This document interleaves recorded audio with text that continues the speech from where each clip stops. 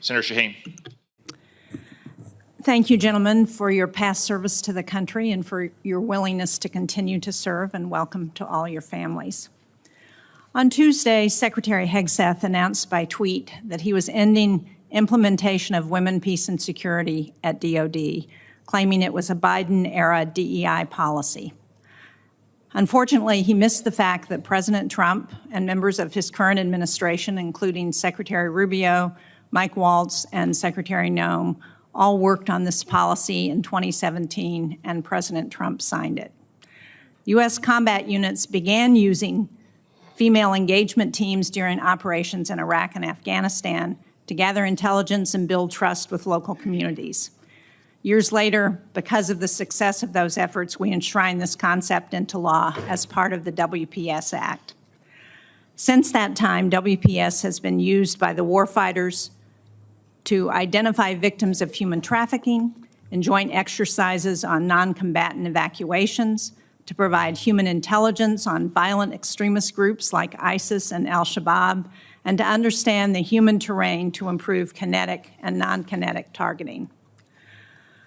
I'm very concerned that taking away these tools does not make us a stronger or more lethal fighting force, and in fact, it takes away some of the options we have to be successful. Secretary Hegseth also claims that warfighters hate it, and yet the newly confirmed chairman of the Joint Chiefs not only told this committee about WPS's operational value, but he was very clear that this is not DEI. Lawfare made public in an article last night a memo from the director of the Joint Staff providing their best military advice to the Secretary. And this is a direct quote from that article. Mr. Chairman, I would ask that the article be introduced into the record. Without objection. The article points out from that memo, and I quote, China and Russia have no equivalent of WPS, and that, end quote, and that the combatant commands 80 engagements with partners over the next 2 years under the program, quote, counter China by gaining access to a population China largely ignores. The director continues that WPS, quote, prevents radicalization by violent extremist organizations and disrupts the smuggling of narcotics, weapons, and humans into the United States. Officials from every combatant command and from several other military components concurred with this recommendation from the Joint Chiefs. And this is information that's not new to this committee. Every four-star combatant commander has told us about the strategic advantage that WPS provides to our forward deployed forces. So, Mr. Zimmerman, you're nominated to oversee regional security for Europe, the Middle East, Africa, and the Western Hemisphere. Don't you need all the tools that are available to counter violent extremism in Africa and the Middle East? That's a question. Senator, thank you very much for the question.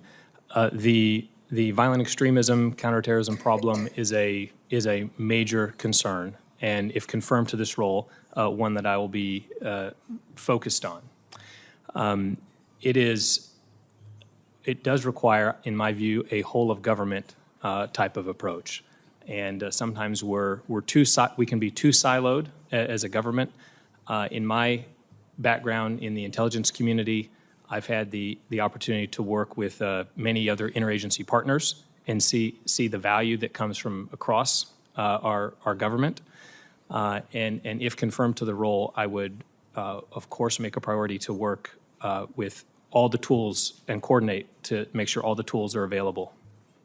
Thank you. That argues in my mind for the importance of the WPS effort. Mr. Overbaugh, you're nominated to oversee intelligence functions for the Department of Defense. Again, if confirmed, I assume that you would like all tools available to gather human intelligence on the ground, especially in a conflict scenario. Every single one I can get, Senator. Thank you. And Mr. Lohmeyer, you're nominated to be Undersecretary of the Air Force. If confirmed, I assume your forward deployed airmen will want to understand everything they can about the human terrain before taking strikes like on Houthis targets in Yemen. Would you agree? I would agree with that, Senator. Thank you. Thank you, Mr. Chairman.